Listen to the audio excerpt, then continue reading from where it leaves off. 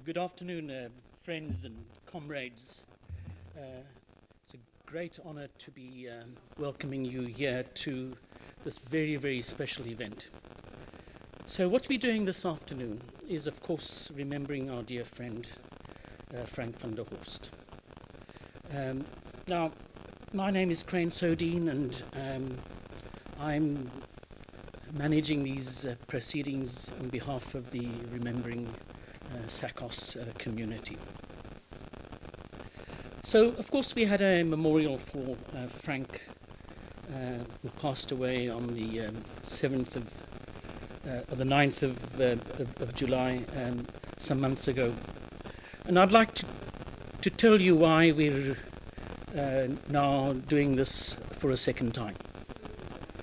So, it was a really important occasion when we were able to gather at Belgravia High School. And it was particularly important to be seeing and hearing from the full spectrum of Frank's comrades who had worked alongside of him in a whole range of organizations. But we felt that it would be important to be paying attention and honouring particularly Frank's contributions to sport. So what we're doing this afternoon, comrades, is we've gathered an extraordinary range, and let me call them extraordinary South Africans this afternoon, who are going to be remembering Frank. And they do so in a spirit of the absolute urgency of the times in which we live. They all recognise the real difficulties through which we are going and the importance of what Frank had stood for. Now, all of us know that Frank was absolutely larger than life. What we're going to do this afternoon is as we move through the program, intersperse the program with snippets of some of what Frank would have said around the challenges facing us in the sports community. And I think all of you will agree with me afterwards that these snippets are absolutely marvellous. So I would like to move quickly to our colleagues who are going to speak, but I just want to say to you that in remembering Frank, for us here, particularly in the Western Cape, this is a particularly moving occasion. Many of us and our colleagues are gathered in the front room a few meters away. We're with Frank almost a week before he passed away. And there was inimitable Frank, ready to speak almost uninhibitedly, with opinions and ideas which all of us were very, of course, always eager to hear. And then it came as a great shock to hear that he had been hospitalized, and then for him to pass away a few days after he had been taken into hospital was a great shock to all of us. So we gather here, colleagues, in honour of a great non-racial contributor to the sports movement, great South African and a great human being. So to kick us off, we're going to ask Alan Zinn to do a welcome. Alan is well known to all of you, and we've had the honour of Alan leading us in the Remembering SACOS 50 anniversary over the last while. Alan, as many of you know, had been very involved in the executive of SACOS and was particularly involved in athletics, and is now involved with all of us in thinking about where we want to take this commitment to non-racial sport. So over to you, Alan.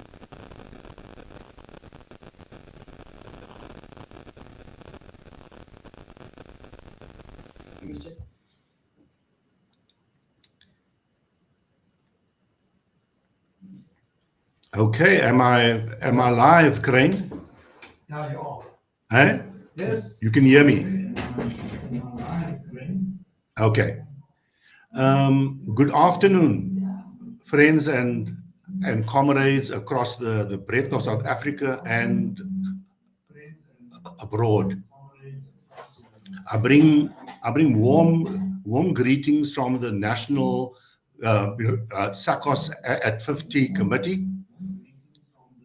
Today marks 53 years since Ahmed Timal was murdered by the security police in Johannesburg at the infamous John Foster Square.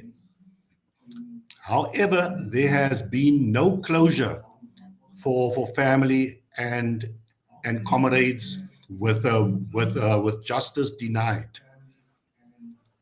The case of the planned and executed, destruction of SACOS in the 1990s is still in the court of what I would call public opinion. We need you to write and publish to right this wrong.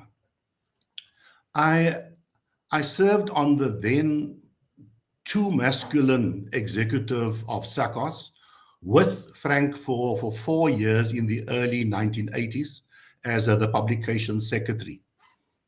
He was an exacting taskmaster, but would not expect anything from anyone that he would not actually commit to himself. He actually inspired people to deliver in their clubs, local clubs, in their provinces and nationally. I expect many tales that are legendary to be told by comrades today who actually knew him well. One aspect of our struggle was that we traveled by car, by Kumbi, and by bus to events, and were accommodated, in the homes of people. I cannot, in fact, think of one case when I flew to an event in the 1980s.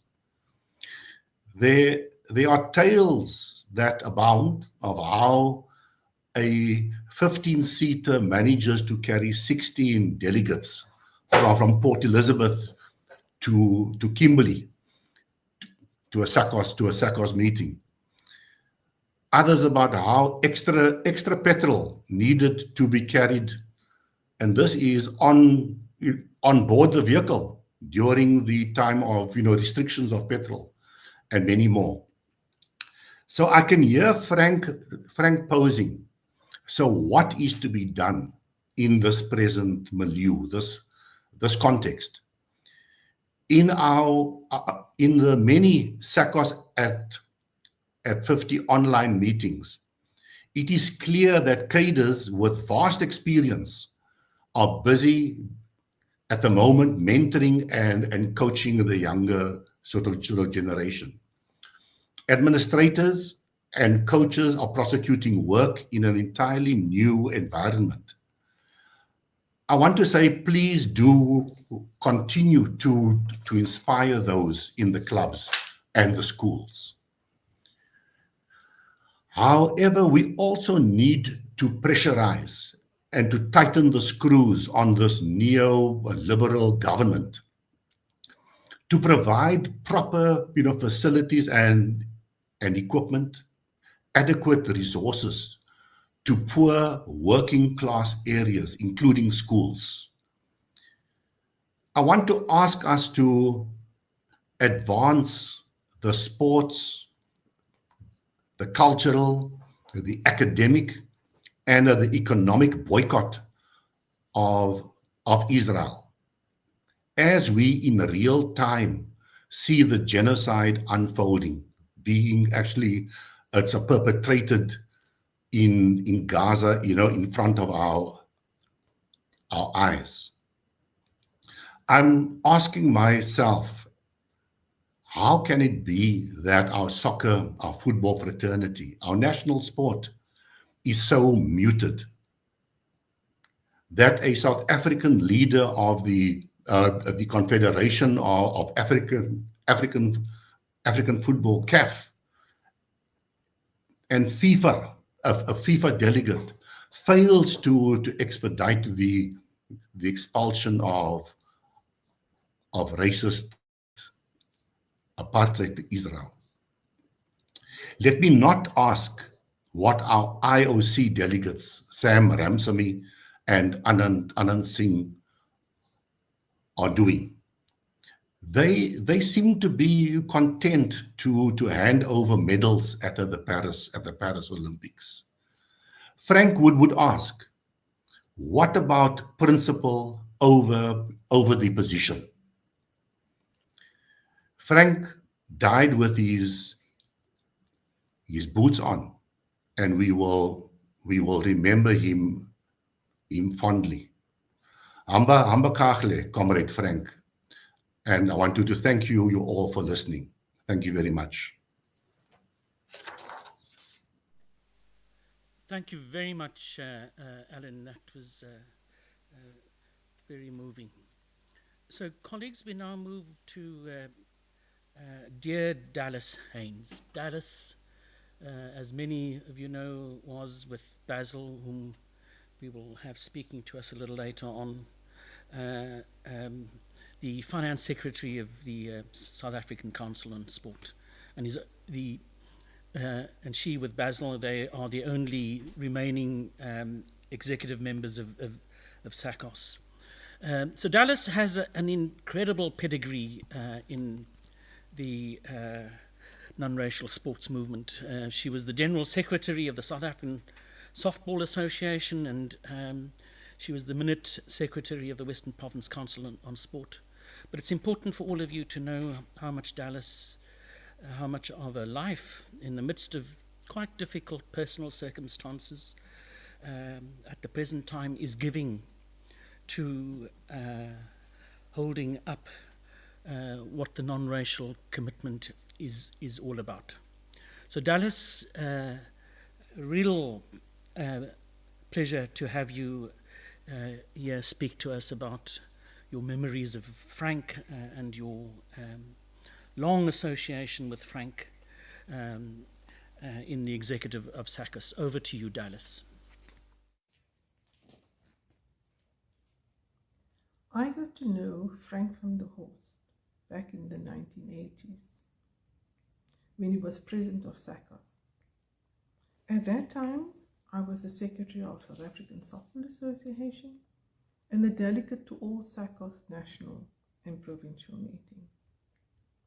So attending my first SACOS national meeting, observing all deliberations, and Frank ensuring that the common regard from the principle of non-racialism prevailed. The understanding, their implications, and the application thereof. This underscored the activities of SACOS. He was so influential, and I watched in awe. I realized that I found a home with like-minded people, with founding principles in SACOS. Frank's passion to uplift the disadvantaged community, especially in sport and the working class, was a constant reminder to all, and he tried to infuse it into everything SACOS did. Now, fast forward to July 2022, when members of the Non-Racial Sports History Project needed assistance to form a SACOS Western Cape task team to plan the 50th anniversary commemoration of SACOS.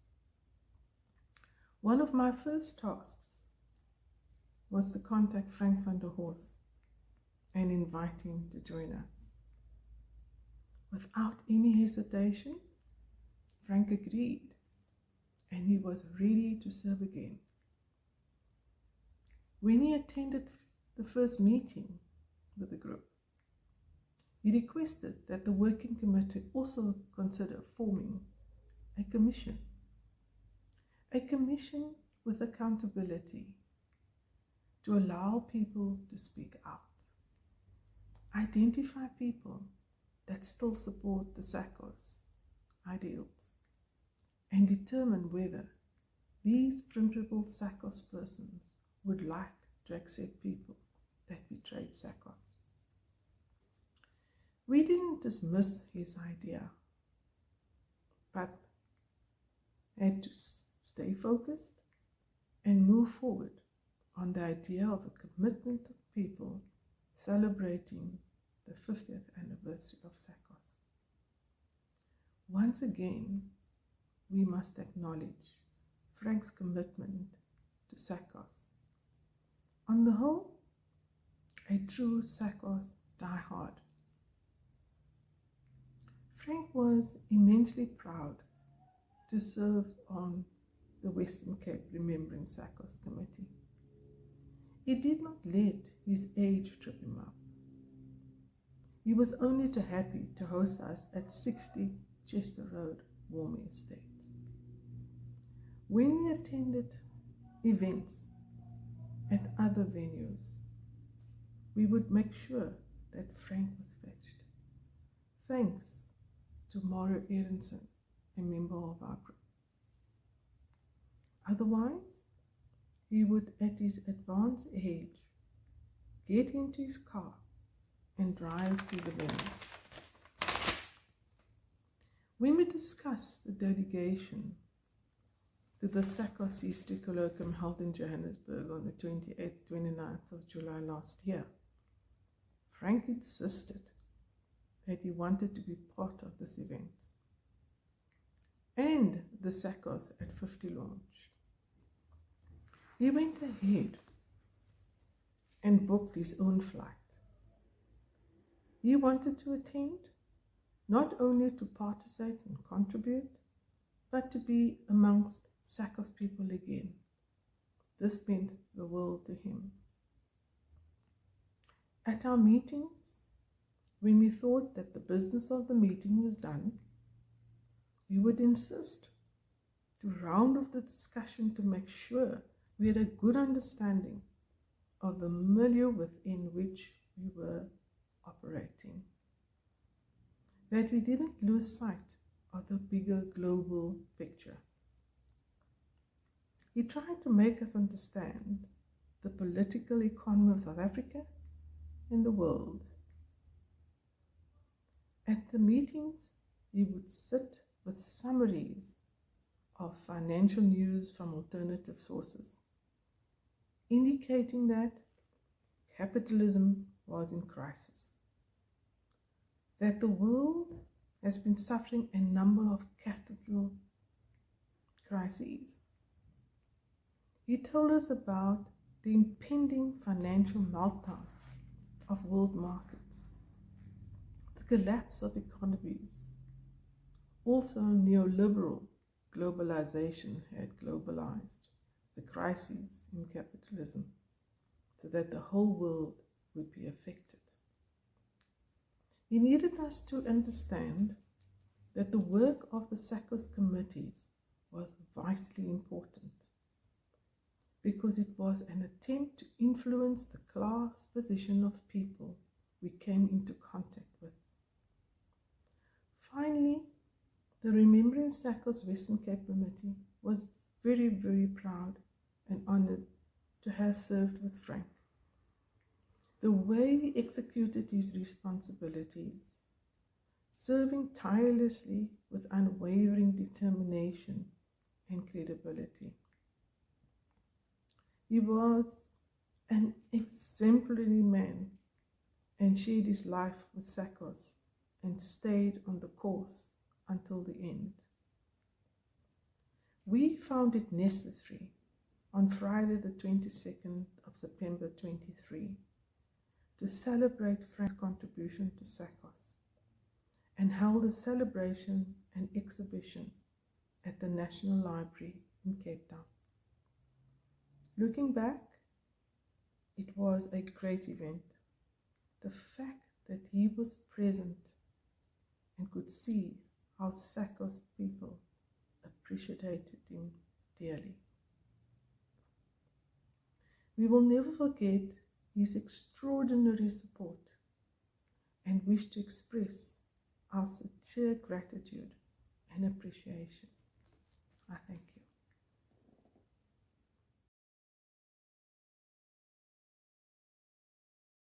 We had a powerful leverage to reject inferior sport, racist sport, inferior segregated institutions, and also multinational sport. We could campaign against mercenary racist tours that came from overseas. We could tell the world that they are playing against racist teams, and we could enforce a boycott. We gained the support of the Supreme Council of Sport in Africa, the United Nations Committee on Sport and Apartheid. We gained the support of numerous organizations, anti-apartheid organizations in Britain, in Wales, in France, in all over the world, and particular organizations in Australia and New Zealand, and also in America.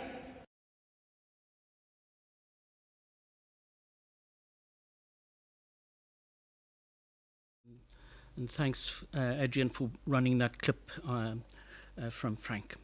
So we now are going to move to the message from John Bennett. John Bennett is another stalwart of SACOS. He was the president of the Border Chess Association, and his long involvement with the South African Primary School Sports Association was also expressed as him being the convener for chess. He was also the deputy president of the Chess Association for the people of South Africa, and he was a president of the Amateur Swimming Association of Border, president of Border Men's Hockey Union, secretary of Border Cricket Board, and almost most significantly was the president of the Border Council of Sport, on sport. And had also been at one point a national executive member of SACOS. So over to you, John. Thank you very much. Good afternoon. I want to thank the organizing committee for inviting me to say a few words in memory of Frank van der Horst. I must have met Frank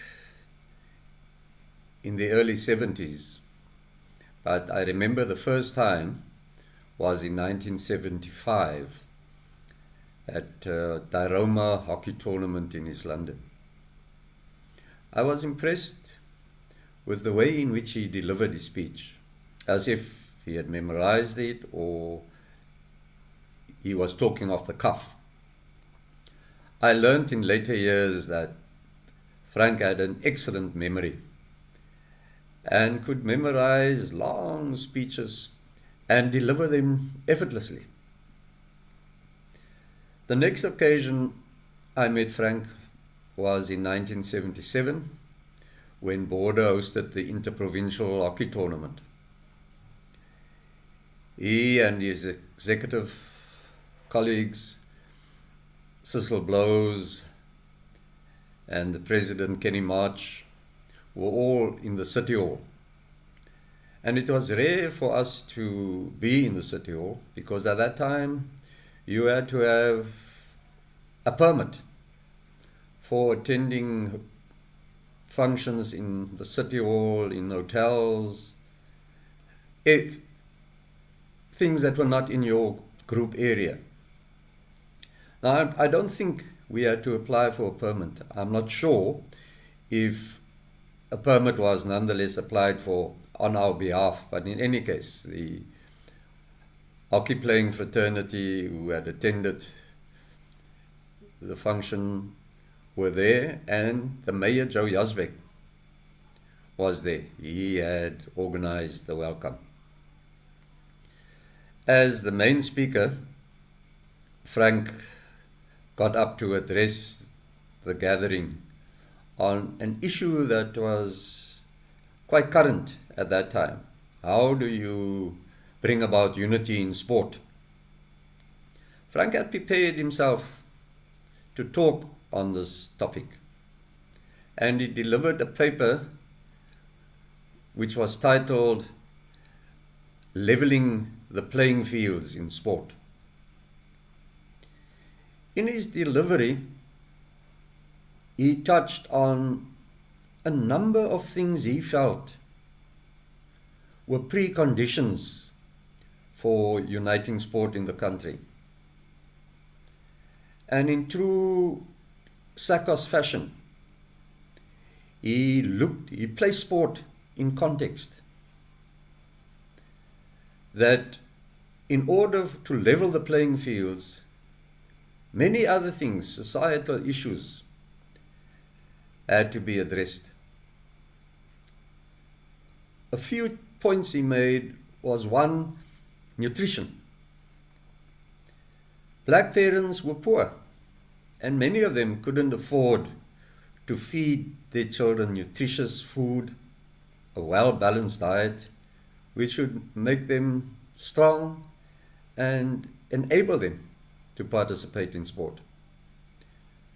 Another issue he touched on was housing.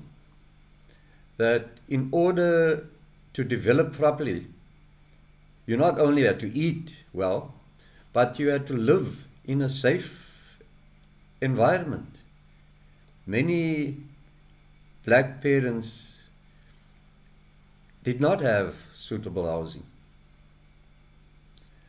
The next issue he looked at was schooling.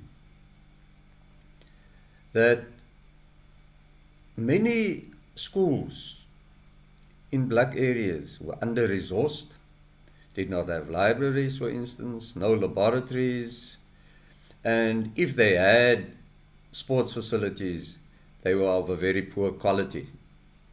On the other hand, your white child had fantastic schools that they could attend, ate well,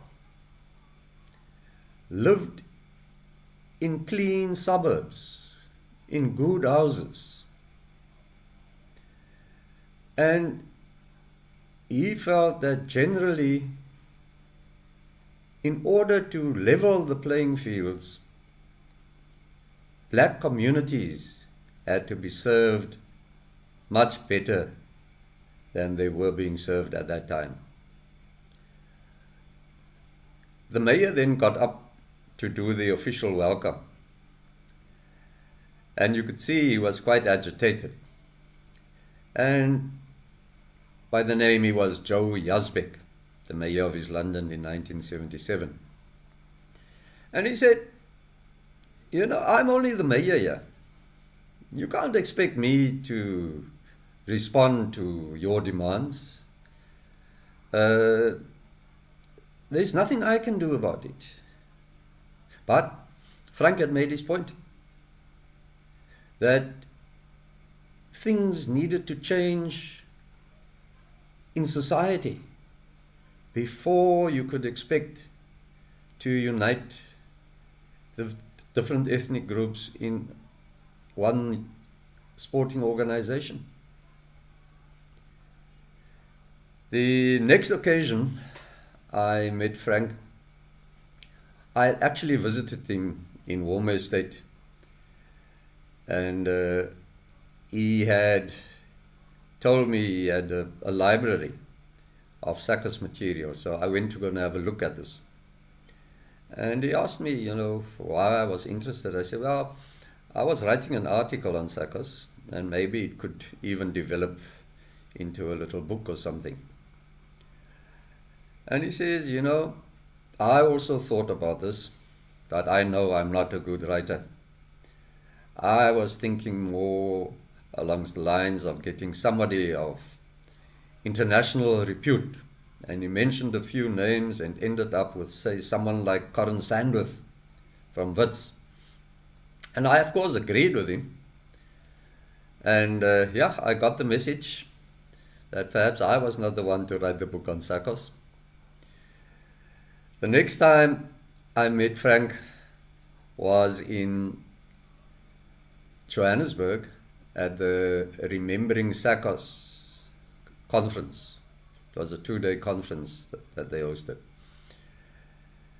And Frank was old already. He had problems walking. He had to be aided. And he had a walking stick. He looked very frail. And he sat down next to me when he came in. And I was watching him throughout. He was still listening very attentively and making notes here and there.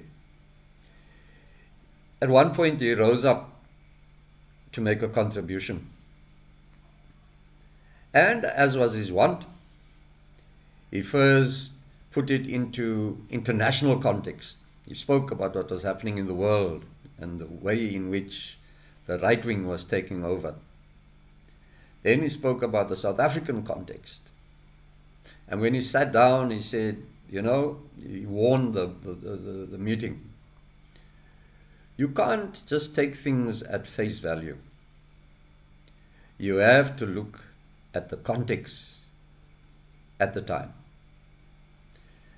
He then sat down, and the whole hall stood up and applauded him for a full minute. The master had spoken. Rest in peace, Frank. Lalango Klolo Kabani. Thank you.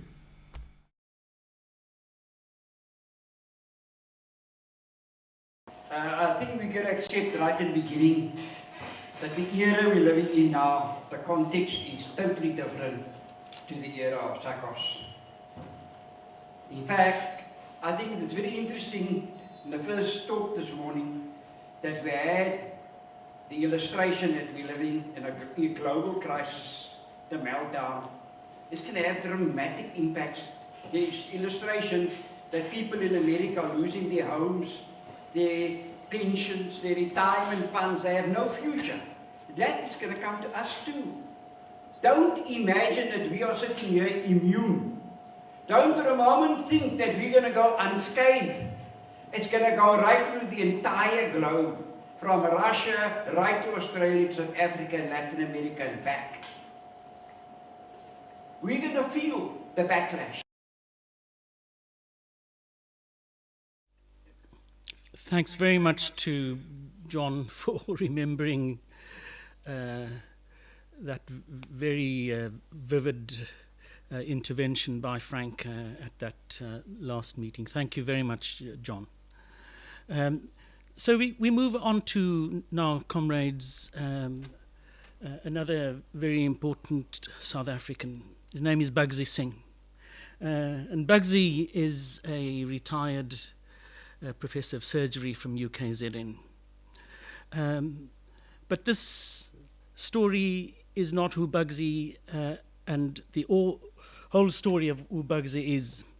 Bugsy has all his life been a committed member of the non-racial sports movement, all his life. He's been involved in football at all levels and served in the South African Soccer Federation structures. He currently heads and serves on the Save Curry's Fountain Committee, and is engaged in many community upliftment programs. And I just want to say, Bugsy, in the midst of all that you do, that you are still totally mindful of the importance of playing a role and giving of your time to the non-racial sports movement is for all of us a great privilege and honour to observe. So over to you, Bugsy. Thanks very much.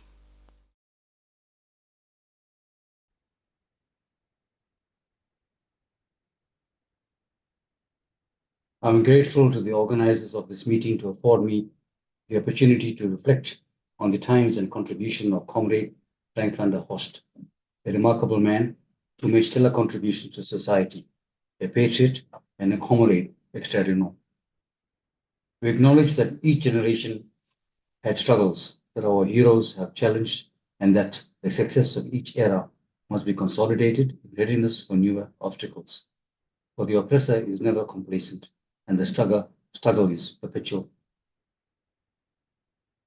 This is so for the struggle for anti-racialism in South Africa. It is also the metaphor for the struggles of SASA, Sandrock, SESPO, and SECOS.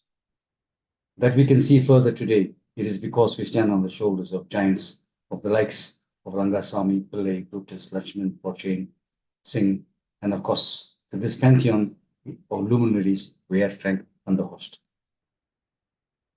Marx has cautioned that we write history, not as we please, under self-selected circumstances, but under circumstances exempt, given and transmitted from the past. This is the cue that Comrade Frank van der Horst lived by. With a leftist orientation, strongly principled, a trade union background, it was inevitable that Frank van der Horst would strengthen the ideological movings of SACOS and embrace the challenges of our wider society during those most turbulent times. Many today emphasize that knowledge and truth construction follows discourse and lived experience, a view that resonates with Thoreau's comment almost a century previously, that it is vain to sit down to write when you have not stood up to live. Beyond knowledge and truth construction, Marx has suggested that philosophers, in this case writers, have only interpreted the world in various ways. The point, however, is to change it. And this Frank van der Horst did consistently. His writing, however, was always relevant, an eclectic mix of subjects. He demonstrated admirable perspicaciousness, matching idealism or activism. He interpreted the challenges on hand and worked to address these. The 1960s was witness to the suppression of legitimate political resistance in the ANC, the PAC, SACP were banned. And even though this was the era of Fanon, in South Africa then, the BCM movement, SASO, and Black People's Convention were embryonic. Anti-racialism and the quest for democracy and a united nation was a mirage. It is widely accepted that sport and politics were irrevocably mixed. It was during Frank van der Horst's leadership that the view that the sports struggle was strongly linked with the broader freedom struggle was crystallized. Effectively, sport was weaponized as a strategy for political change. The SACOS core principles found resonance with the wider community as it exposed the fraudulent machinations of the apartheid regime and the surrogates. The core principles are summarized on this slide. Non-collaboration, boycott as a strategy, non-racialism, which evolved to anti-racialism, as opposed to the multiracialism of the liberal movement, the ANC, and the SACP's four-nation silos. And of course, there was no political alignment with any political tendency, but rather to promote the broader struggle.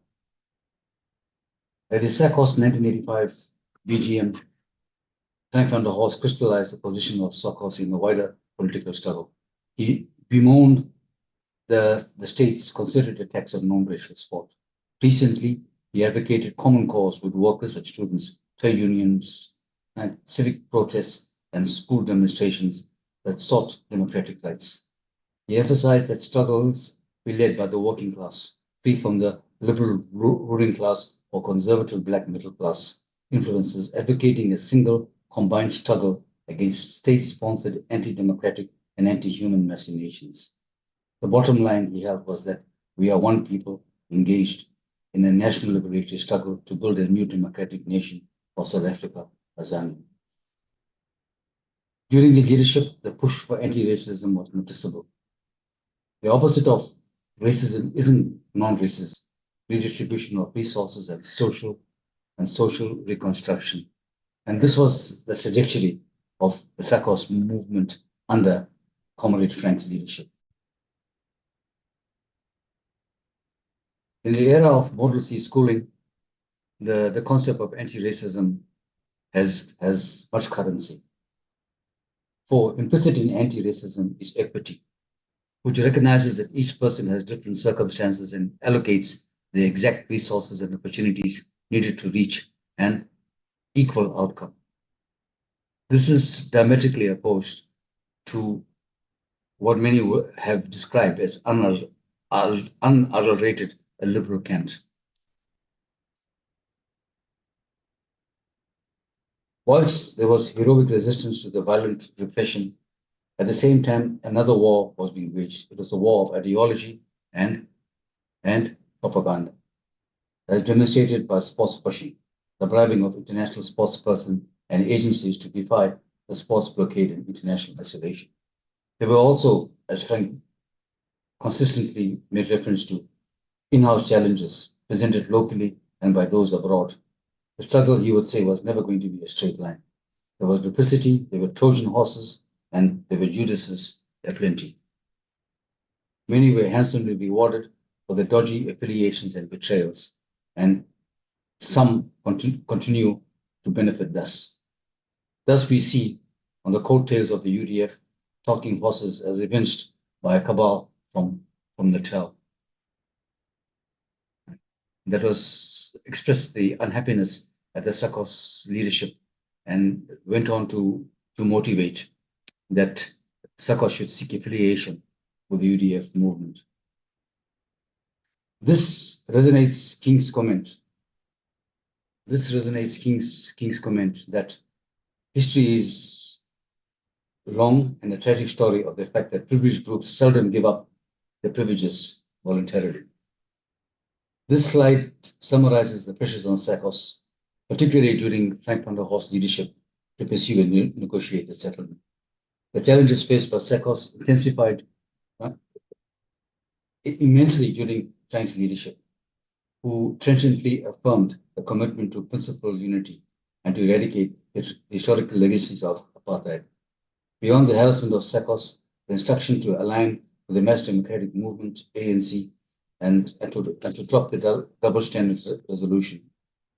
SACOS also had to stand up to big investors and powerful businesses. There were entrapments, there was political naivety, collaborators, and opportunists. This was also the era of glasnost, with pressures on apartheid South Africa, pressures on liberation movements, and the populism of the mass democratic movements and the surrogates like the National Sports Congress. The history online reveals that there were 167 meetings between the ANC and the South Africans between 1983 and 1990, with the likes of Anglo-American and so on. SACO's relationship with the UDF rapidly deteriorated. UDS was considered a populist movement, a comment that was articulated by Ms. Joseph from WebCos at the 7th biennial meeting. Dr. Basil Brown in 2015 correctly stated that the ANC and its allies use sports as a bargaining chip in the negotiated political settlement, and that by so doing, they set in train a process that was to result in the effective destruction of non-racial sport in general and of SACOS in particular. Frank will suggest that bold, new, integrated, and revolutionary strategies were needed to build an egalitarian society that will require determined political willpower and a purposefulness to fundamentally change society and urgently deliver quality results within strict timeframes. It is here, he suggested, that the sports movement can learn something from the trade union movement. The struggles are continuous, involving negotiation, action, and consolidation, and again, another hurdle forward. SACOS, under the leadership of Van der Horst, exposed the fraudulent reformist acts of the apartheid state. SACOS gave us dignity, a self-assuredness, and heightened our political sensitivity. It instilled in us an identity and made us develop heroes versus celebrities of current times. It instilled awareness locally and internationally of the evils of apartheid and articulated the idea that non-racial sport could only be achieved in a liberated, non-racial democracy. It was during Van der Horst's tenure that the aphorism, "no normal sport in an abnormal society," was articulated, and it was widely accepted that Sakos was the vanguard of the sports struggle. It is clear from what we have stated that the entire unity process had been bedeviled by bad faith, behind the scene machinations, jockeying for positions, and corruption. This was Frank van der Horst at the 10th biannual general meeting in 1993. He went on to say that there isn't a single example of unity being established in good faith and on a principled basis, nor have the previous gains made by non-racial sport been enriched. The little money that's available is being misspent on outrageous salaries, numerous perks for administrators and officials. Fast track to 2024, little has changed. Frank was tensioned in his criticism of the state of play. He commented that the negotiated settlement was essentially a pact formed between elites or former enemies to form a partnership in a government of national unity. He lamented the fact that in South Africa, there was a market based on capitalist neoliberal policies dictated by Western governments and the global economy as the only acceptable solution.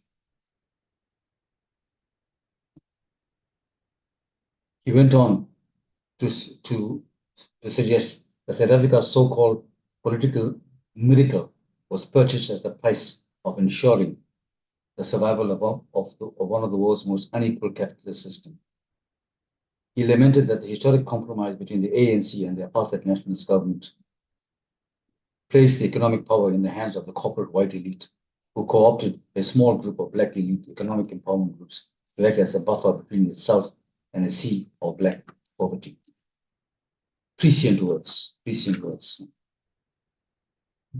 Today, we increasingly lament the standard metrics for social development, rampant unemployment, dysfunctional schooling, ineffective healthcare, and so on, and increasing Gini index in tandem with the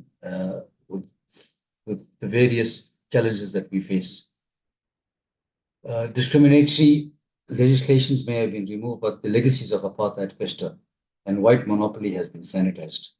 The votaries and beneficiaries of apartheid continue to thrive, a legacy of the negotiated settlement. Both writing in the Journal of the South African Studies just over 2 decades ago, commented that SACOS remains the only sports organization to show that sports reflects a society in which it is played, and to expose the myth of sport as a vehicle of social creation. Much of the consternation of the sports establishment, its analysis has universal validity. At our SACOS at 50 meeting just over a year ago, Comrade Frank emphasized the need for constant vigilance and resistance. He suggested that the struggles are continuous, involving negotiation, action, consolidation, again, and another hurdle forward. And he called for a perpetual struggle. This is actually an iteration of a similar call that he had made some 40 years ago in the Cape Herald, sometimes in 1991. Frank therefore gave resonance to the view of the American labor unionists and civil rights activists, right, that justice is never given, it is exacted, and the struggle must be continuous, for freedom is never a final act, but a continuing, evolving process to higher and higher levels of human, social, economic, political, and religious relationship. Mindful of the challenges we have today with the repeated, scoring of self-goals, throughout his exchange with us and his writings, there was no Schadenfreude. He always gave direction and provided a way forward for us, the legatees of the SACOS ethos. He suggested the identification with whatever structures that exist, was working with severe commitment and applications, to foster a network of structures in the different codes, to galvanize the community to be self-sufficient, to forge alliance with similarly affected communities, to work towards cohesive mass sports organization. Above all, to do whatever we do with patriotism, altruism, and ethical conduct, underpinning the SACOS legacies, values that he suggested will eventually triumph. The life and times and sacrifices of the likes of Frank van der Horst provide us a template for our future and for our struggle. A scholar, a revolutionary, an extraordinary human being, a patriot, and a comrade. I conclude by affirming the ever relevant SACOS leitmotif that there can be no normal sport in an abnormal society. More relevant today as we grapple with issues of equity and distortions of history. Let us draw inspiration from Molière, the French playwright. The greater the obstacle, the more glory in overcoming it. Thank you for your attention.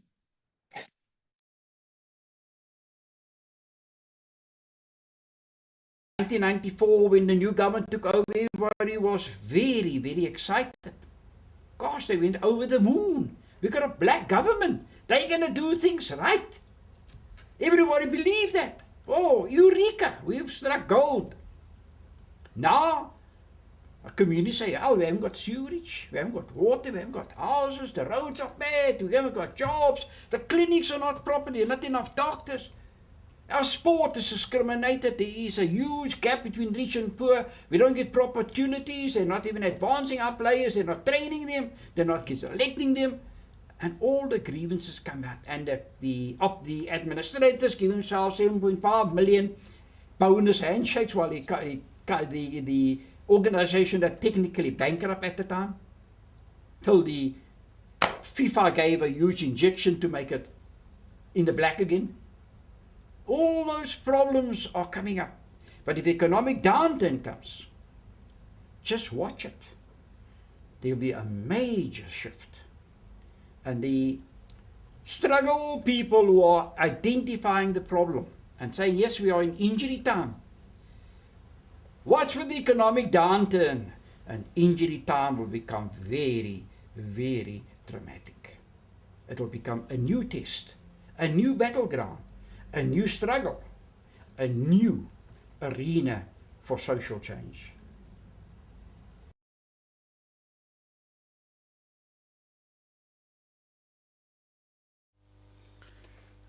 Vintage Frank, of course. All of you will recall the many times that we were privileged to hear Frank talking in that kind of way. But just to say also a big thank you to Bugsy. Bugsy, it's a source of great comfort to all of us to know that you're training your students, these future surgeons, with a full sense of what the big picture is in all of our lives. So thank you very much for that comprehensive reminder to all of us about what the struggle is all about, not only in sport but in the very many facets of our complicated lives. Thank you very much, Bugsy. So we now move, comrades, to Richard Fbres. And we really are very fortunate to have Richard convey a message here also from the Eastern Cape. Richard was the convener for hockey for the Eastern Province Senior Schools Association. He was also the coach for hockey in the same association. And he was the coach and manager of the South African Senior Schools Association hockey team. Rounding those important contributions off, he also played hockey in the 1982 SACOS Sports and Liberation Games. Thank you very much, Richard. Over to you. A very good afternoon to everyone. My name is Richard Fbres, and I am honored to pay this tribute to one of the struggle heroes of our sporting history, especially the role he played in the code of hockey. Before I begin, just a few words on my personal involvement in the code of hockey. My hockey background started at Patterson High School, and after matric, I went on to play for the University of the Western Cape. It is here in Cape Town where I met Frank, a club and Western Province hockey administrator. I returned to Port Elizabeth and joined Alpha Men's Hockey Club and retired from hockey after joining Galvin Hockey Club. The highlight of my playing days was to be selected to play in the first SACOS games in Cape Town in 1982. And here I'm proud to say that Frank was one of the main players that made this historical event possible. Many in the sporting world could not believe the magnitude of this event, and to pull it off without the financial backing of big business was a miracle. But then again, the people like Frank van der Horst was not afraid to take on the world. I want to begin by saying that Frank was an inspiring, committed, and principled leader in the non-racial sporting fraternity. Maybe too principled and committed for many in our community. He was a fierce promoter of community sport and dedicated his life to non-racialism in sport and in particular excellence in hockey. He was a member of the South African Hockey Board and SACOS and a firm believer in no normal sport in an abnormal society. Together with Casey March and Cecil Blows of the South African Hockey Board, they were successful in delivering club and national hockey tournaments, which included schools as well as tertiary institutions. Frank van der Horst worked tirelessly to develop and improve the game of hockey. The promotion of junior hockey at club level was evidence of this. Clubs were mandated to have junior teams. Clubs without juniors were not allowed to be part of the provincial structure. I can still see how senior players had to ensure their juniors played on Sundays, otherwise they could not play. Frank van der Horst believed that hockey had a greater role to play in our struggle against apartheid. Hockey tournaments were more than just playing hockey. Compulsory workshops at national tournaments discussed and debated the role of sport in our communities and why the slogan, "No normal sport in an abnormal society." Also high on the agenda at these workshops were club administration and coaching education. To overcome the financial burden of attending provincial tournament, players were encouraged to stay with families in the community. This was part of the educational role Frank supported to make players and administrators aware of the struggle of the oppressed. Frank always put the needs of others first. This was demonstrated by him opening his home for many hockey teams visiting Cape Town. I'm one of them that experienced his hospitality. Non-racial sport and hockey in particular will forever be grateful to the contribution of Frank van der Horst. We salute you.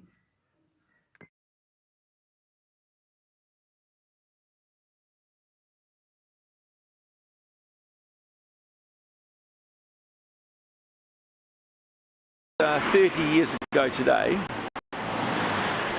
25th of July 1981, a march of several thousand people came along the street here. Just the Waikato Springboks game was due to take place, and along here was a wire mesh fence, and we had bought a whole lot of equipment to break in, to pull the fence down and try and get inside. But at the end of the day, when we arrived here, we didn't need anything. People just grabbed the fence with their bare hands and pulled, and it peeled like a banana. And then people ran over the fence and onto the field, probably but where this gap is here. And we had to go up a little slope and then down onto the field and through the crowd. And by the time I got there, there was a pathway. It emerged through the crowd. And we went down, got on the field, 350 of us or so, and we stayed there until the game was called off. So historic times, 30 years.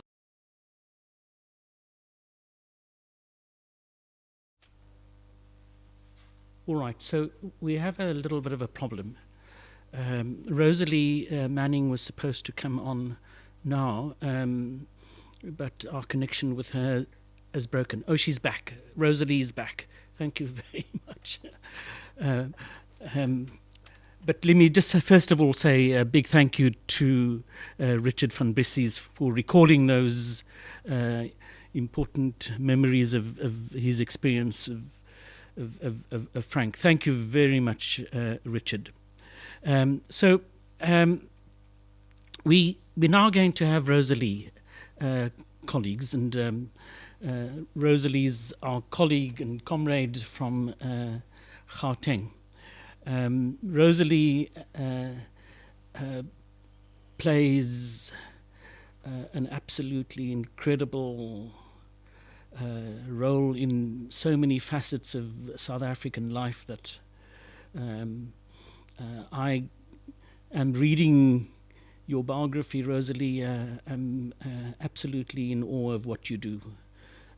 Just to say to you that Rosalie is currently a lay canon in the Anglican Church, but she also has an interest in this really important question of the toxic effects of the mining industry in Gauteng, and is an active fighter against trying to clean up and restore to life the effects of 100 years of damage to the environment in that Gauteng area. But also importantly for all of us to know, she comes out of again a long Sakos and non-racial history. Her mother was intimately involved in bringing together the distinct unions that were playing hockey in that Gauteng area, and they formed the Transvaal Hockey Union. And of course, Rosalie inherits all of those qualities from her mother and gets involved in Transvaal hockey in intense ways. And this is what brings her onto Tracos and the Tracos exec. And then for her to be deeply involved, and which is where, so I know Rosalie, let me just say, from before that, but to become involved in the non-racial sports history movement, where she plays to this day a leading role. So really privileged to have you, Rosalie. Over to you. Restore to life the effects of 100 years of damage to the environment in that Gauteng area. But also importantly for all of us to know, she comes out of again a long Sakos and non-racial history. Her mother was intimately involved in bringing together the distinct unions that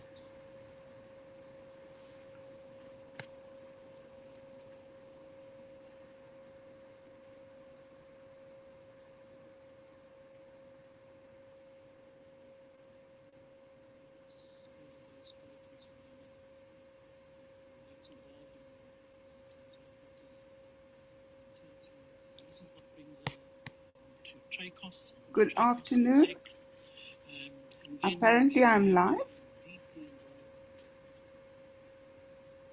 May I proceed? Good afternoon, everybody. Thank you very much to the organizers for affording me this opportunity to share some reflections on somebody that we've all come to know and to love in very different ways. Everybody has spoken so eloquently about Frank's exactitude, for want of a better word, stubbornness, his forthrightness. He was always a man of principle. And as Alan so rightly said, he would never ask of anyone anything he wasn't prepared to do himself. So what I want to share with you is a little bit more of the personal side of Frank, a little bit more of Frank as a friend and mentor, and Frank as an instrumental part in what has overshadowed so many aspects of so many different people's lives. So for the purposes of my talk, I'm going to plagiarize and probably bastardize a little bit some of what Julius Shakespeare did when William Shakespeare did when he wrote about Julius Caesar. And so I too am going to ask you to lend an ear so that we can talk about somebody who has had such an impact on our lives in so many different ways. So I met Frank, obviously, through Reg Feldman, Mr. Feldman, at the time when he was the president for Trackhouse. Mr. Feldman insisted that women's hockey needed to be part of the structures within Trackhouse and made sure that I was present at any number of meetings and conferences. So that's how I was present at the 85 conference. I was present at a number of seminal meetings between SACOS, when SACOS met the Olympic Committee, and we met Samaranch at the hotel in Cape Town at the Mount Nelson after the long debate about whether or not we needed a permit or would apply for a permit to attend. It wasn't necessary in the end. They made some arrangement because we said we wouldn't go. And I was also sadly present on the day that SACOS's demise was effected in a meeting with the NSC. So as I said, I wanted to talk a little bit more about Frank as a friend and a mentor. Everybody speaks about his political life, about all the things he's done, and all of which is true. But what I want to talk about is the Frank that was funny. He had an incredibly dry sense of humor. I will share some of the jokes he used to make. And I think for all of us, every life is a bit of an aggregate of the sorrow and the joy that we've had in our lives. But for some individuals, exceptional ones, the sum of their lives is made up by the kind of contribution they've made to the world. And this is particularly true of Frank. Frank's contribution was not just at a local level, but he was able to stride and build a global stage and was always interested in how global events impacted on local communities and on what some people would refer to as ordinary lives. So as I said, I got to meet Frank at, believe it or not, at Mr. Rattensammy's home. Personally, obviously I saw him at the conference, but after one of the days after the meeting, we were at Mr. Rattensammy's home. Joey Brown was there, Mr. Rattensammy was there, Mr. Falkman was there, Mr. Kara was there. There were a whole range of other people present, and that was the first time I had an opportunity to, in a sense, sit at Frank's feet and learn from him. Frank then went on to visit Johannesburg a number of times, was always very supportive of the work that was happening in Johannesburg. And when we started to talk about, I think you'll all recall the time we did the solidarity for Stofile, we did the solidarity for Iron Rensburg, and we then also were privileged to have within our ranks at the time Mr. Ibrahim Patel and the SARO delegation in the form of Mkondo Balfour and Umluleki George. And I'm sure you will all recall the speech from Ibrahim Patel around how the South African Rugby Union wishes to emphatically and categorically state that it will never deviate from the principle of non-racialism. And we all know how quickly that ended. Frank was deeply hurt and disappointed by that, but also found in his own very, very dry way some humor around it. The other thing that Frank was quite funny about, and Bugsy mentioned in his sort of summary that when he did the tribute for Frank, where he spoke about Frank having received his draftsman qualifications. Well, Frank was very proud of the work he did as a draftsman and the drawings he did for a number of homes. He was very sad that he didn't have anything to do with his private home in Warmer, but obviously didn't at the time. But he did draft plans for people in Llandudno. And he took me to see some of these homes when I used to visit him in Cape Town. Frank had a quiet pride in the work he did, and would then jokingly say that what he did manage to do was to influence their incredible wealth with some class. And so Frank took a great pride in almost knocking their grandiose plans down to size and putting in, as he said, an element of righteousness in it. Frank was also very keen on debating, as I think we all would know, and we who used to have lots of arguments and debates about the differences between men and women's hockey.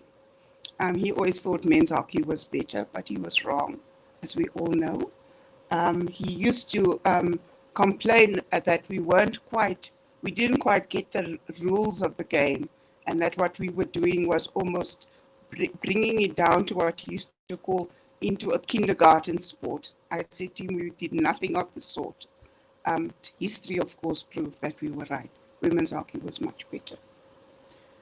Frank, also, we used to have this constant almost badgering or teasing about politics within the Old Transvaal and the Western Cape. And as we all aware, the Western Cape considered itself somewhat superior to people in the Transvaal and the political front. We did then have a very lovely, sobering moment after the serious chat about the 94 elections. And I then said to him, well, at least the Transvaal voted a bit more on the left than you did. You guys stayed with the Nats in the Western Cape. He didn't take kindly to that. The other thing I used to tease Frank about, and that he'd always come back at me with, was his speeches.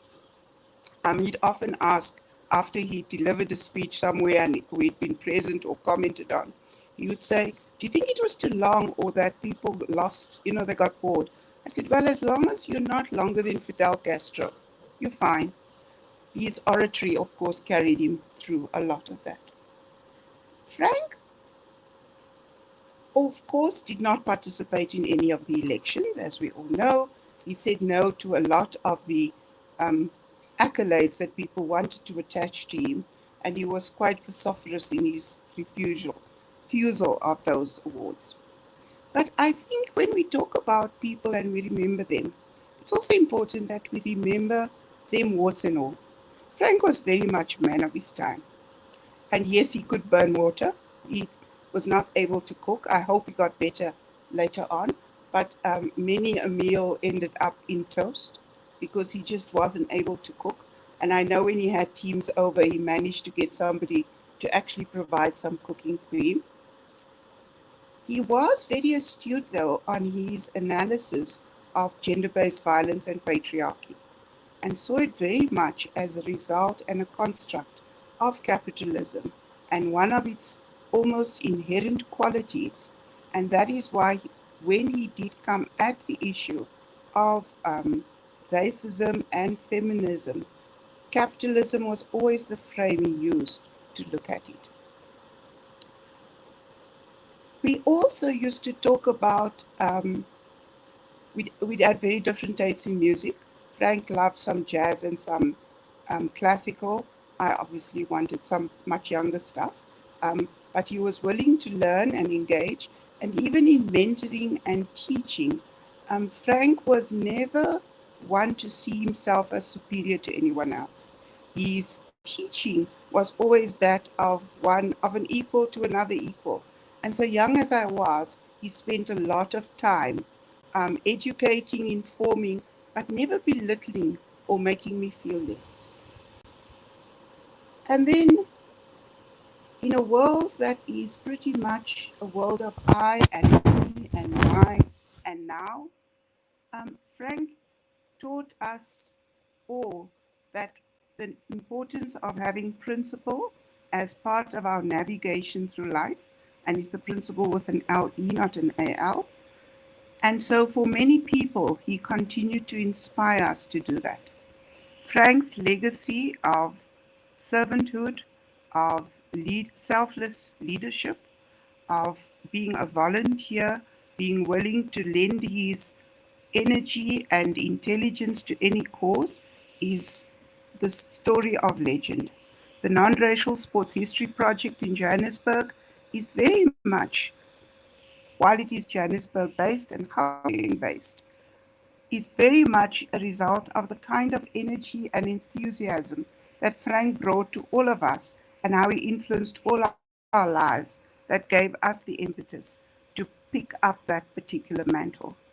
And Dallas, I want to commit to you that that whole conversation that needs to be had around a commission to examine some of the issues around sport is something that is deeply needed, because we do need to have a conversation about who betrayed who and the price that we've all continued to pay for that betrayal.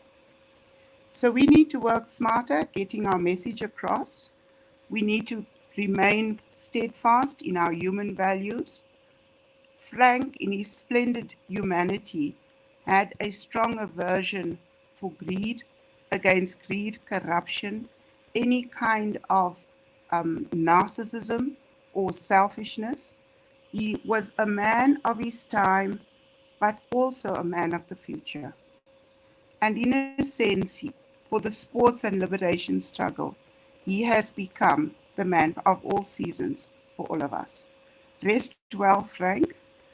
And I'm glad I hope you found how beautiful the angels were. And yes, I was right. It is a place of love and forgiveness. And aren't you glad that you were wrong and I was right? Hamburg Ashley, comrade. Rest well until we meet again. Thank you very much for this opportunity. Goodbye.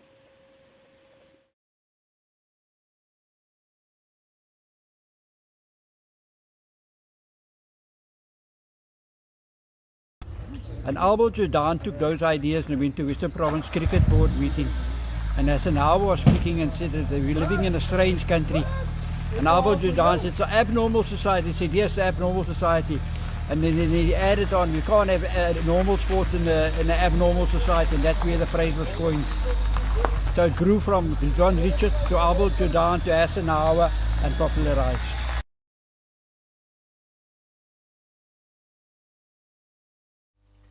Okay, great. Thanks, Rosalie. Thank you for that very personal set of reflections and recollections about your relationship with Frank, and thank you for speaking so warmly about the person and how complex that person was, and yes, thank you also just for who you are, Rosalie. Thank you. So, comrades, we now move to the last contribution for the afternoon, and we're very lucky to have the other last executive member on the SACOS committee to speak to us, Dr. Basil Brown. So Basil is well known to all of you. Basil has walked this road of this particular project with us over these last few years, and has been able to bring to all of us a good sense of what the issues are and how we should be approaching them. So we're very lucky to have Basil speak to us this afternoon. Basil, all of you will know, of course, is the current president of the New Unity Movement, and with that background brings a great deal of understanding of what the current politics in the country are all about. So thank you very much, Basil. Over to you. Good afternoon, everyone.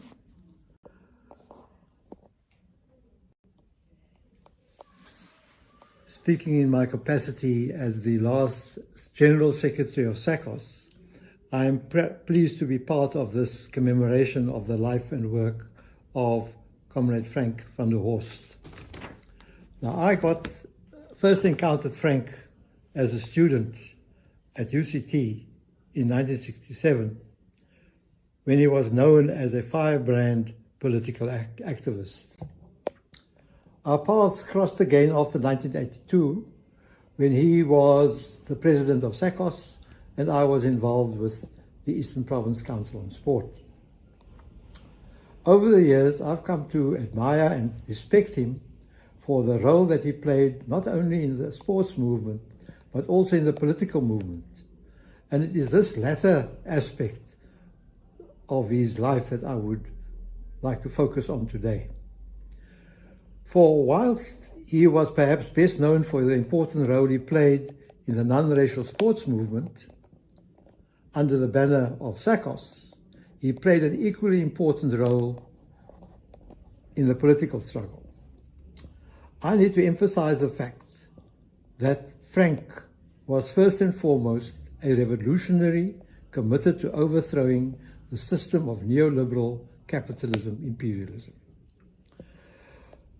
Now, it was largely because of the severe state repression that ensued after the imposition of the declaration of the first state of emergency in 1960 that he and others opted to pursue the political struggle in the sports movement. As is well known, the non-racial sports movement came into being with the formation of the organizations like the Committee for International Recognition in 1955, the South African Sports Association in 1958, and the South African Non-Racial Olympic Committee, or SANROC, in 1963. Now, for me, the one outstanding feature of Frank's involvement, amongst many of the others which have already been alluded to by others, was the way in which Frank single-mindedly and tirelessly promoted SACOS as the sports wing of the liberatory movement. And it was this idea that he expatiated upon in a potted history of SACOS, which he titled The South African Council on Sport, the sports wing of the liberation movement.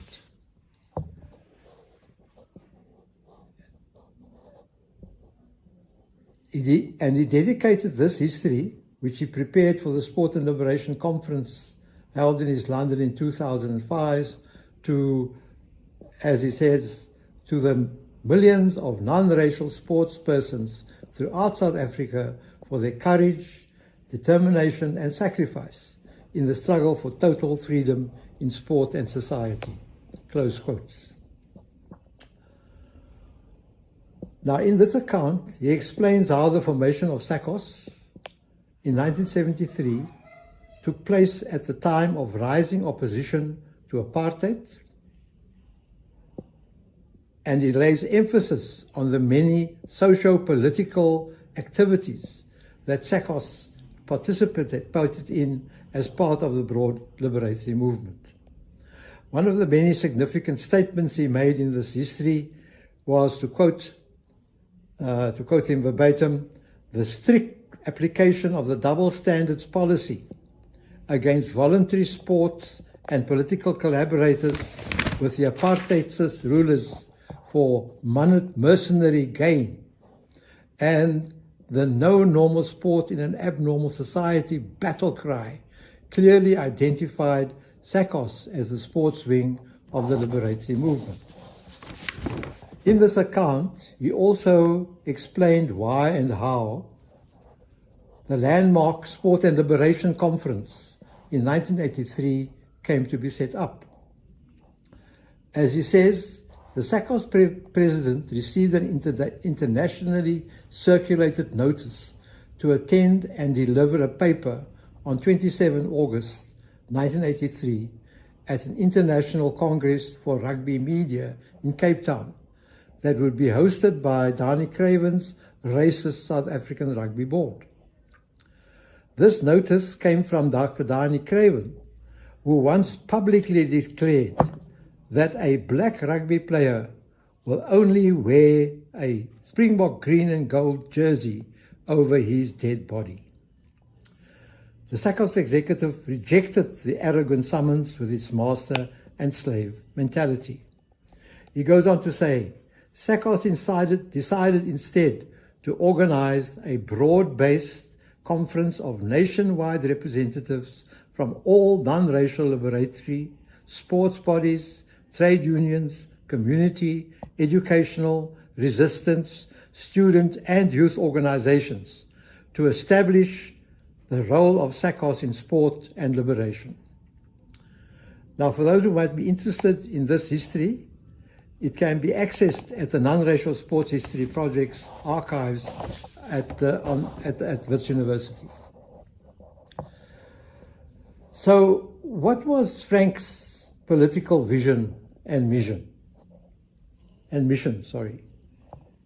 Simply stated, his political vision and his mission was gained from his membership of organizations affiliated to the Non-European Unity Movement, the NEUM. As a young student and teacher in the 50s, he cut his political teeth in the Teachers League of South Africa, the TLSA, which was an affiliate of the NEUM. He also became involved with the Cape Peninsula Students' Union, CPSU, which was formed in 1957, and the ABDUSA, which was formed in 1961. Now, both of these organizations, the CPSU and ABDUSA, subscribe to the principles and policies of the NEUM. Thus, it can be said that Frank was steeped in the principles and policies of the unity movement. Nevertheless, he did become disaffected at some point and joined other organizations later on. But I believe it was essentially this background that informed his single-minded drive to ensure that SACOS became recognized as the sports wing of the liberatory movement. It was after he became president in 1982 that Frank's political involvement became readily apparent within the ranks of SACOS. He worked very closely with the late revolutionary Dr. Neville Alexander and others in organizations such as the CPSU, the Cape Action League, the Workers' Organization for Socialist Action, and the National Forum Committee. It was his appearance on the platforms of these organizations which became a bone of contention for some within SACOS. This was because of a perception amongst them that SACOS had become aligned to these organizations, which of course they saw as a contravention of SACOS policy of political non-alignment. However, this accusation flew in the face of the fact that Frank spearheaded the involvement of SACOS together with the UDF and trade unions in the anti-election campaign of 1984. His speech at a large anti-election campaign rally in Port Elizabeth during 1984, at which the Labour Party was thoroughly routed when they attempted to disrupt the meeting, was memorable. Furthermore, during 1985, he spearheaded meetings of SACOS with all the major political organizations within the broad liberatory movement. And all of these organizations endorsed the status of SACOS as being the sports wing of the liberatory movement and the authentic representative of non-racial sport. These organizations also endorsed its policy of political non-alignment. Now, as for his status within SACOS, he was the General Secretary of the South African Hockey Board when he represented that body when it became a member of SACOS in 1975. And it is testimony to the esteem in which he was held by all the codes in SACOS is the fact that he was elected as the vice president in 1977. He also played a leading role in the formation of the Western Province Council on Sport in 1974. Now, Frank was subsequently elected as president of SACOS in 1982, after the then president Morgan Naidu resigned. Frank served as president until 1988, until he himself resigned under controversial circumstances. During his tenure as a vice president and a president, he distinguished himself in many ways, but not least by his oratorical prowess. Now, some incidents that occurred during his tenure as vice president and president that come to mind include: 1. Together with SACOS General Secretary M.N. Pather, Frank met with Black Consciousness sporting and other community organizations in 1977 and successfully stopped a mercenary rebel soccer tour of South Africa. Secondly, as vice president, he was at the helm of the organizing committee for the groundbreaking SACOS Sports Festival, dubbed the Olympics of the Oppressed, which was held in October 1982 and again in April 1988 when he was the president. Thirdly, he was arrested and charged with being in the African township of New Brighton in Port Elizabeth, where he had been invited to address a rally organized by the Motor Assemblers and Component Workers Union, MACUSA, in April of 1983. Interestingly, this incident raised questions in Parliament by the then Progressive Party. Fourthly, during 1983, he oversaw the setting up of sports action committees to protest against dummy bodies controlling sports facilities around the country. And he was a frequent speaker at rallies organized by these committees.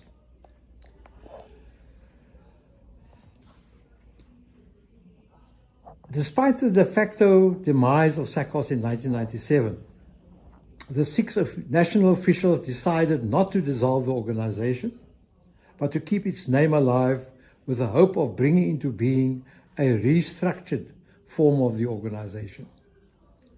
The National Executive Committee members maintained regular contact with Frank, and he agreed with us that the name of the organization should not be allowed to die, but that we should explore ways and means of keeping its legacy alive.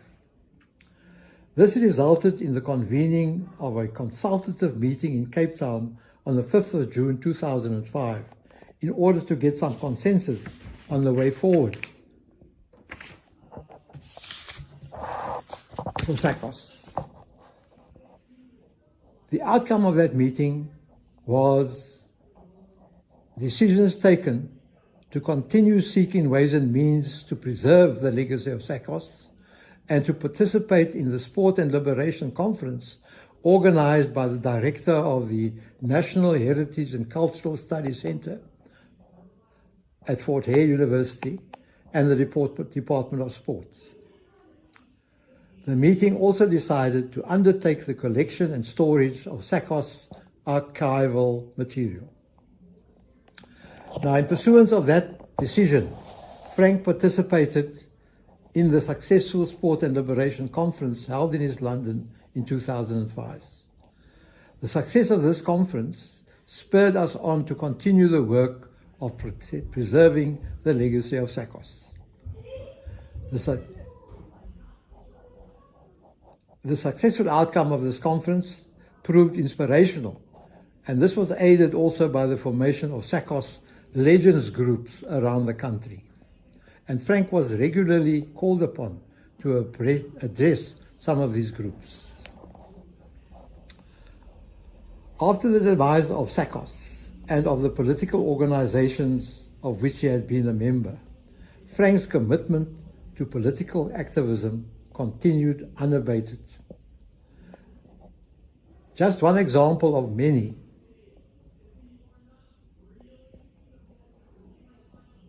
was Frank's continued involvement in the socio-political arena, as evidenced by his leading role in the formation of the Concerned Education Forum, which challenged the closure of 27 schools by the Western Cape Education Department in 2012.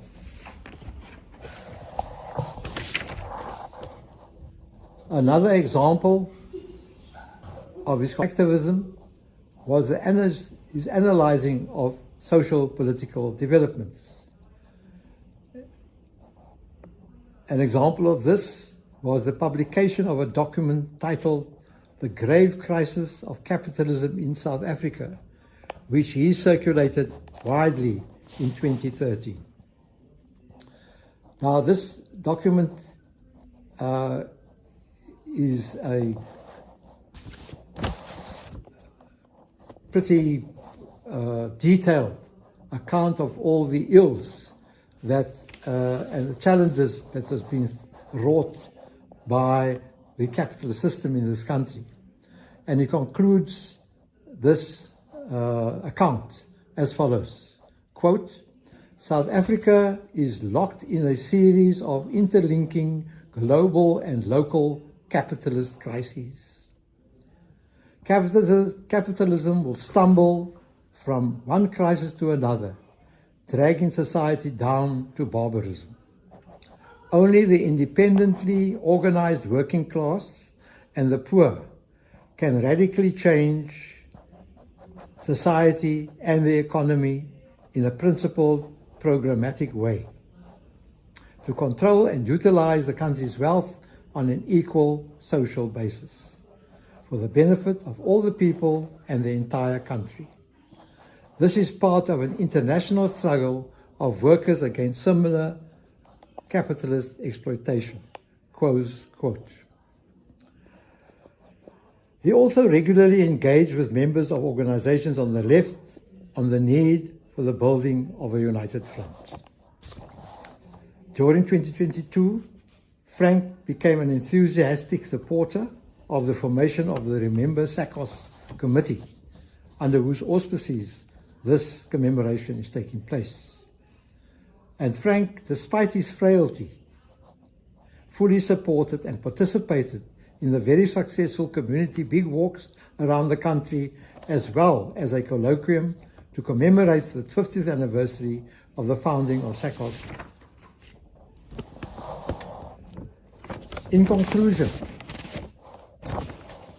Frank must be remembered, above all, as an indefatigable, fearless fighter for truth and justice, and as a committed, non-racialist, non-Stalinist socialist. As such, he believed that the lot of the downtrodden, oppressed masses in the world could only be achieved through the prosecution of an anti-capitalist, anti-imperialist struggle based on a policy of radical non-racialism and non-collaboration. It was this belief that underpinned all that he said and did throughout his lifetime. Without a doubt, I can say that Frank A. van der Horst was one of a kind, who leaves behind a rich legacy that should serve as an inspiration to new generations of political activists seeking to bring about a truly better life for all in our country. Certainly, those of us who were privileged to work with him in SACOS and in the socio-political sphere will not forget his contribution. Thank you very much. Thank you very much, Basil, for that very analytic account of the contribution that Frank made. Important in doing that, you've painted a picture which has very honestly reflected on some of the difficulties that Frank also experienced in the movement. So thank you very much for that, Basil. So we're going to close off, comrades and colleagues, but before we do that, we had a request from Terence Smith, who is involved with the attempt to be dealing with some of the difficulties we're experiencing in athletics in the country right now, and particularly of building to the kind of level that we would have seen 20 years ago, participation in athletics in the country, which has all but gone away, and has led some really innovative initiatives down here in Cape Town and in the Eastern Cape. And Terence would like to talk to us a little bit about some of their plans. So over to you, Terence. Thanks very much. Thank you. Thank you for the opportunity to speak on such an important event, remembering Frank. I met Frank as a 15-year-old in the early 70s during the formation of SACOS, when I was a young athlete at Heathfield High, and Frank and his colleagues, Hassan Hauer and others, wanted to create more community involvement in sport, particularly in athletics, in communities, by the formation of clubs. So that was the early days where people like Frank were part of my political consciousness, building awareness.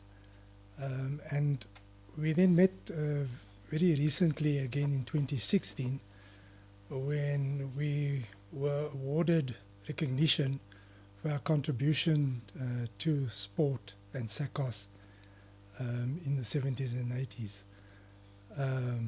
But out of that, we felt that recognition wasn't enough. Sport, particularly at community and school, in our working class and poorer communities, had all but disappeared. And we needed to do something about it. That evolved to last year, when the Remembering SACOS had their remembrance events, where athletics as a code hosted an event together with SACOS, recognizing those people, administrators, coaches, and sports people in the 70s and 80s and 60s.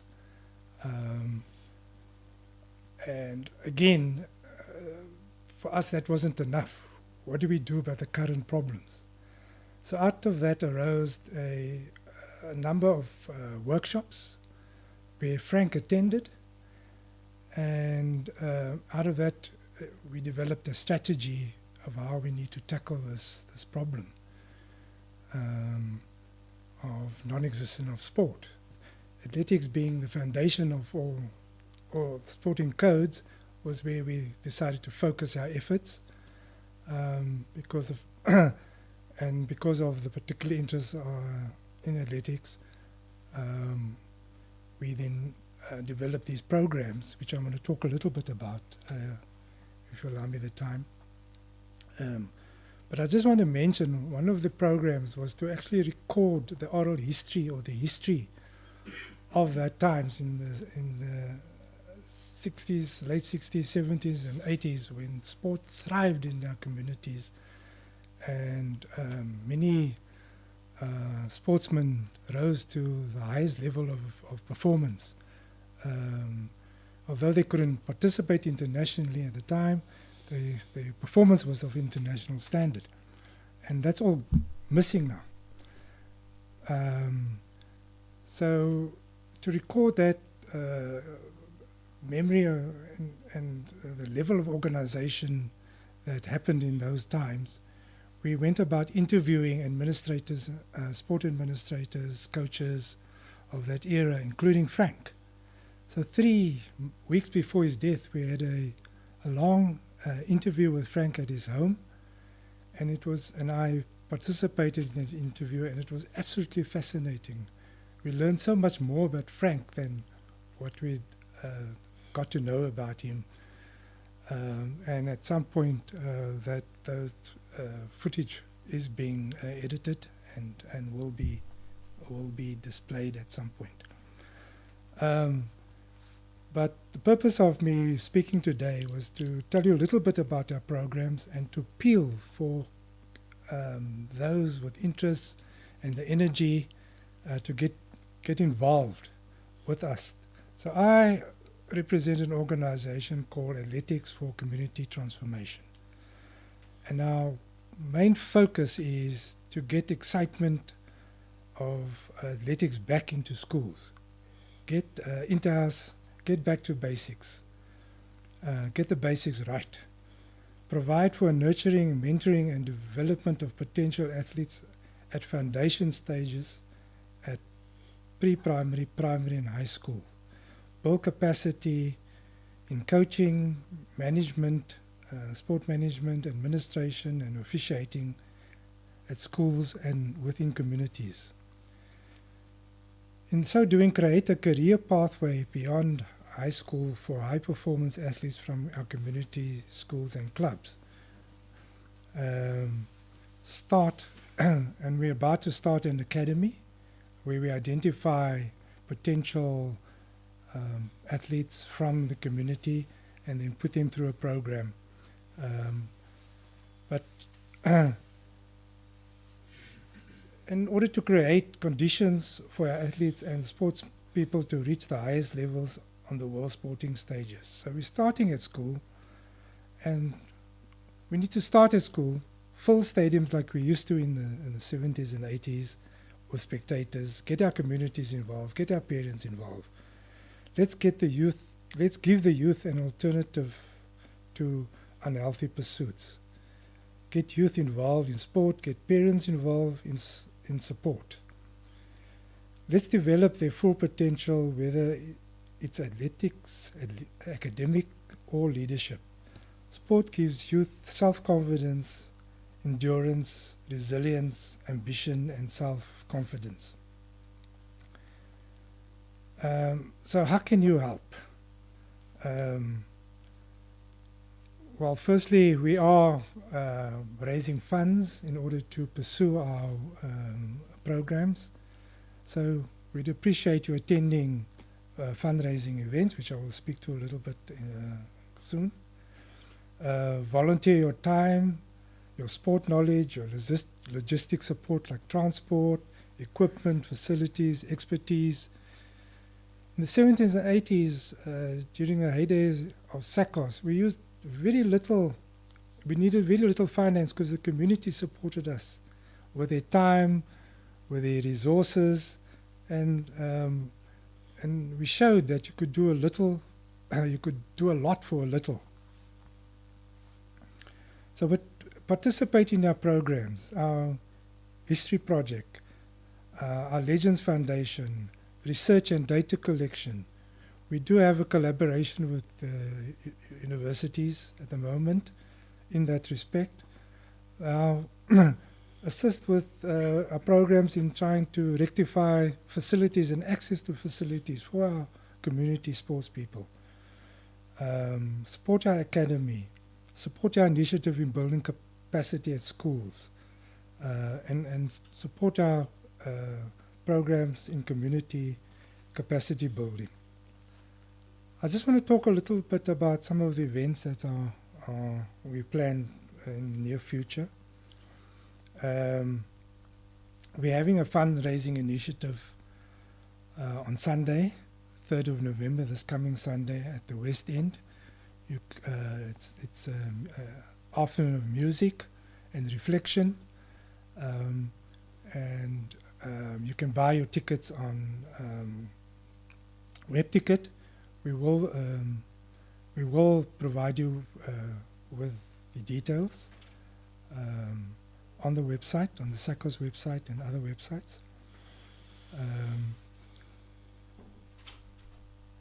The current crisis at schools is with the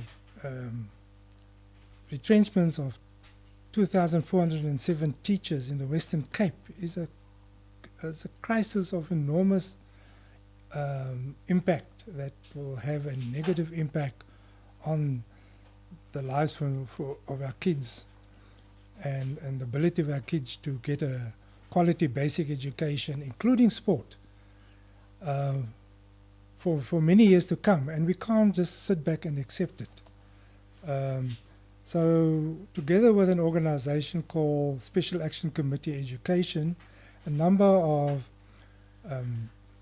protests and pickets and events are being planned to voice our position to this intended cutbacks of teachers. So on Wednesday, we're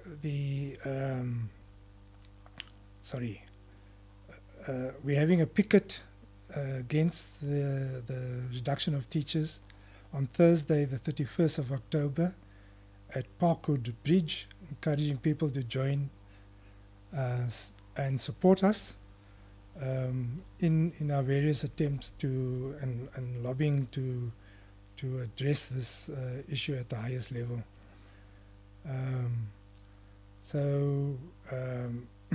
There is a march being planned on Wednesday by SACTU. We suggest that you support this march, and we will again post details on the various websites. Thank you. Yeah, great. No, thank you very much, Terence. Thanks for updating us on those activities. So we've had really interesting conversations and discussions with Terence and his colleagues, and I think it's really important at some point that we share with the rest of the country. So this brings us to a close, colleagues, and I want to say a big thank you to all of you for participating, for what I think have been two extremely powerful hours. I think all of us have benefited greatly from our comrades around the country remembering Frank in their very different ways and styles. I need to say to all of you that we had debated for a long time how we should do this, how we should manage this commemoration. We had considered having a face-to-face meeting, and the option in front of us was convening in Gauteng. But we decided, after thinking about all the difficulties and challenges that would flow from doing that we should do it virtually, and so we decided to do what we've now just pulled off. And I think to say to all of us that I think we've done well. I think despite my complete anxiety, and my comrades around here have noticed how anxious I was that we would be able to keep effectively a live studio going for 2 hours, which this has been. We've done it. So I'd like to say thank you to the comrades who assisted us. First of all, to Adrian Petro for managing the technicalities and we wouldn't have been able to do this without you, Adrian. But I also want to say a big thank you to the Western Cape Remembering SACOS Committee, and particularly to Mickey Titus, who has been sitting next to me here and quietly guiding the proceedings in ways which you might not have seen. Thank you to Michael Khan in Johannesburg.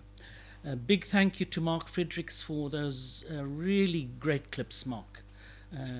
Mark, they worked really well, and Michael, you had the thought that we needed to relieve the monotony of the speakers. I'm glad to say that the speakers were not monotonous, but the clips were valuable nonetheless. I'd also like to thank Lynn Hanmer for she's an engineer, by the way, and she brings kind of engineer's eye for detail to an event like this, and I think that with Mickey here we were able to plot out how this whole period of 2 hours would play themselves out, and I think it worked particularly well. I would like to say a really big thank you to all of the colleagues. You've seen some of them sitting in the living room a few meters away from us there. Amongst those colleagues there are two of Frank's lifelong friends and fellow stalwarts in the sports non-racial sports movement, Basil Fbres and Basil Brown. Always great to see both of you, and it's a privilege for us to have you here with us this afternoon. So thank you to the speakers. Thank you for helping us put together what is effectively a documentary here, which I hope we'll be able to refer to repeatedly in the next few years, as we clarify for ourselves, how it is that we are going to craft a new path for bringing sports back into communities. And so with that, and I hope that I haven't left anybody out. I hope that all of you who've contributed understand how much we appreciate what you do and what you mean for non-racial sport. So thank you very much to all of you, and goodbye. Thank you.